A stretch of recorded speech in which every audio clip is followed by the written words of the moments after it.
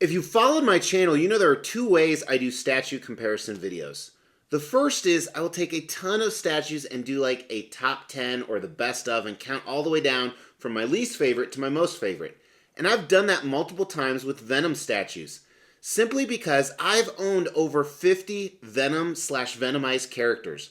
Probably closer to 60 or 70. Then there are many times on the channel where I take two exact same characters and I do what we call an Xtreme Rumble or an Xtrumble, which is what we're doing today, where we look at specific categories on those statues to determine which one is actually better. Many times I actually do that, like I am today, to help me decide which one I'm gonna keep. Now, believe it or not, I've never done it with Venom statues before. I've owned 60 or 70 different ones, and I haven't even done a comparison video like this. And I'm wondering why not. I'm also wondering why I didn't do it when I was choosing women. You know, Ross Geller style.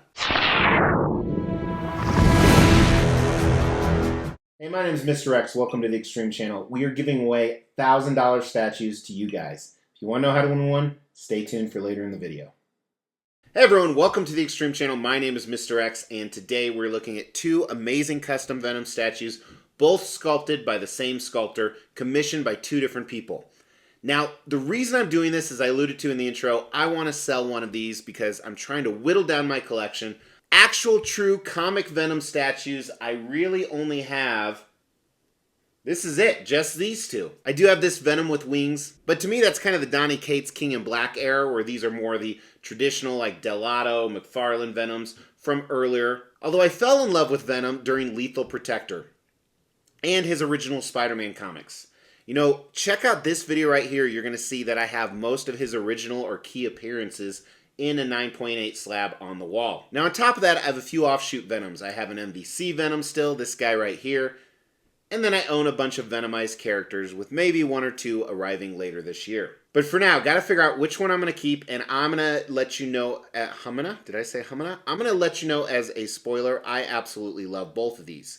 You can tell that by checking out two things. First, check out the online poll we did yesterday on my YouTube channel under the community tab. See which one is winning. At this point, I don't know. Number two, you can watch the original videos of both of these. My most recent one is this really rare hand-painted one that I think is absolutely amazing. As a disclaimer, I got it on the table the day before I'm filming this.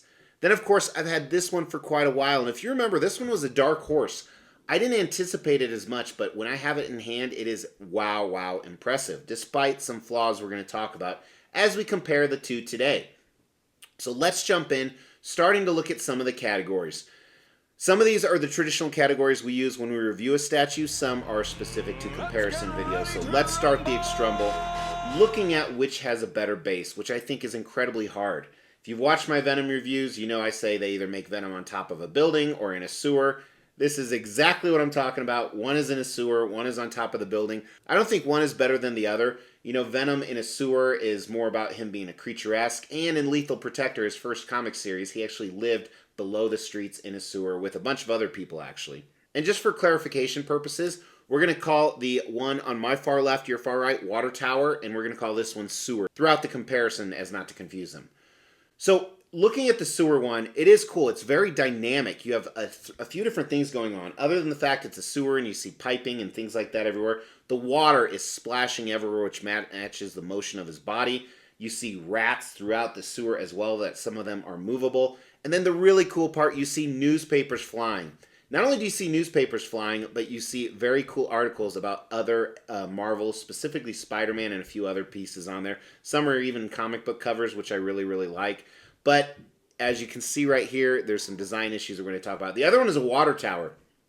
And it's a misscaled water tower to almost show Venom coming out of the front. And originally I didn't like this, but the more I look at it, I like it as well. And it's really elaborate. You know, we talk about dynamic, but you have the top of an apartment building with a water tower tipping over and Venom leaping off the front of that. Again, a little bit more conceptual. But I don't think there's a favorite with the bases. If I had to choose, which sometimes you have to with women when they find out about each other, I would go with the water tower as being a cooler base just because of how dynamic it is, but I think this one's pretty badass as well. Let's look at the concept of both statues. So the base, I think, is a big part of that, and we're going to continue to talk about it, but as we look at them, the sewer Venom, the dynamic part of this is absolutely amazing. And really quick, we're going to look at some comics that I believe these are based after. He's in the middle of a fight. The newspapers just really add to that, along with the water. Incredibly cool. But the other one showing Venom's power, and he's nasty just the same, tongue out, ready to fight, ready to jump and pounce on his prey. I think equally as cool, but I do have to give the edge, I think, to the sewer or dynamic Venom on my right, your left. I think that's a little bit cooler concept, barely. As a reminder, here is the concept or the slab that this Venom is based off of, I believe. It's the same exact pose. And then as we talked about in the detailed review of the newer Venom, the Water Tower, it's not exactly off this concept, but I think some inspiration was drawn here. Now, when you get custom statues, so these are private unlicensed commissions, they generally come in a run of anywhere from like 10 or 5, which is really rare, but sometimes they do that, all the way up to 150. And we'll talk more about value later. If you call the Water Tower one, they didn't make very many. Now, because of that, they're actually able to have a master painter hand paint every single one. The one on the right was factory paint. While the one on the right has really good paint, it's not going to compare with a hand-painted statue. So paint, really easy. Go back and watch the original reviews, but it is the Water Tower that gets the point on that. Sculpt, these are both by the same sculptor, believe it or not. And you see actually a lot of similarities in the Venom outfit or the symbiote outfit. The only really difference, I think, is the one on the right here, the sewer base, has some of those tendrils coming out of him, which I've always liked with Venom because the suit was always alive and always moving, and it's not too many. I have some where there's tendrils all over the place. This is very subtle, and again, maybe it was to match the cover they based it off of, but I really like that. So I'm going to give the sculpt a slight edge simply because of that, because I think everything else is pretty equal on the sewer Venom. Let's talk about the design. I love this newspaper aspect they tried to go with, but as you know, mine has significant issues.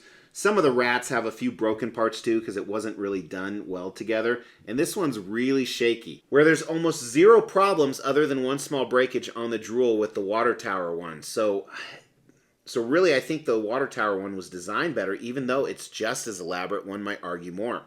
But the other problem is another good part of design is different display options. The Water Tower, what you see is what you get. There are no other display options, nor do I think there needs to be. However, there is a transformation portrait on the other one. So here's both portraits together, and I think they're both amazing in my opinion. But the sewer one has this transformation portrait you can switch out, which looks absolutely badass. Now the problem with Venom is when you do switch out heads, you'll get a seam line. But not only is this one on the side, but it's barely noticeable, as you'll see right here. I love that additional portrait, but since I've owned it, I love this one more, and I haven't decided to switch it out. And because of all the problems with the newspapers, I think the design needs to go to the Water Tower one. Display space, let's talk about that. So, the widest part of the sewer one with the newspapers is probably about 22 inches, maybe 23. The Water Tower is about the same. It's about 21 with the rope. This one is just under 28 inches, and I remember the review that I filmed yesterday. That one's about the same. And then the deepest part is about 16, and this is about the same. So they're almost identical in size. So from a displayability standpoint, I think that's a tie between these two. And especially since they're both in that dynamic attack mode, if you're going to pair it with other statues, both work really well. Granted, this Venom's a little bit bigger, but remember Venom's polymorphic. He grows depending on who he's inside. Or, I guess he's not really inside them. He's outside them. He's both, really. So I think the final category we have to look at is value. So I don't remember the edition size of both of these, but I'm throwing it in the bottom below.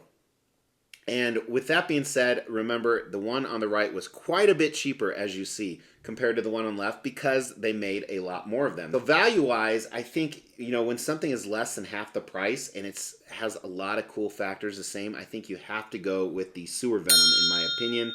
Again, it's just a better value, especially when there's a lot of great Venom options out there. So which one am I going to keep? Which one is better? Well, if you're a follower of my channel and you're watching this on the day it launches, in 2 days is my monthly for sale video. I don't know which one's better. I love them both. I almost want to keep them both. I'm going to have to figure that out. I will most likely put them both up for sale at a high price, and if one sells, fantastic. I at least get my money back or maybe even make a profit, and then I keep the other one. So you guys might decide for me. For now, you can decide for me either by doing that poll I talked about that's on the community tab or just throwing it down in the comments below. If you throw it down in the comments, it actually enters you into winning a statue. As we try to grow this channel, we like to reward you guys for watching and subscribing. So because of that, every 5,000 milestone when it comes to subscribers, we give away a couple $1,000s worth of statues. We've actually given away over 20 statues. To win one was easy. First, you gotta be subscribed to the channel. You'll get bell notifications when videos drop. Each video that drops, you wanna make a comment on those videos. We pick a random video, we give away statues based on a comment. You can say whatever you want. The more videos you comment on, the higher your chances are to win. Hey, thank you so much for tuning in. I really appreciate you guys. Again, torn on these, both amazing pieces. Thank you to the commissioners and the sculptors and the artists behind these. Fantastic. And if I am going to keep this one, I'm going to tell you right now, I'm going to actually glue the newspapers so it always stays. But thanks so much. Please hit that subscribe if you haven't. I'll talk to you soon.